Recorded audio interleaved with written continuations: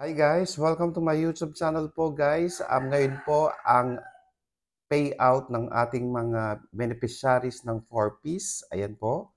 So, abang-abang na po tayo sa ating mga ATM cards, sa ating mga ATM accounts po dahil ngayong araw na po ito, January 3, 2025 po ang release ng 4Ps po natin. Okay? Nakasaad po dito ang payout ng cash grants para sa mga beneficiaries ng conditional cash transfer, CCT program, or Pantawid Pamilyang Filipino program or 4Ps ng DSWD ay nakaschedule this Friday, January 3, 2025 po. Ayan guys.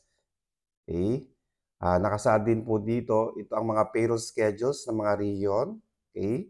P5 2024, October to November, RCCT, 1 CVS regular region.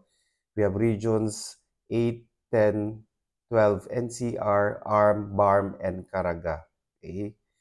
And for P5 2024, October to November, RCCT 17 client status, 28 active households in special or difficult circumstances, Region 3, 4A, 5, 7, 10, Regions 12, CAR, Mimaropa, Caraga, and ARM. Ayan po.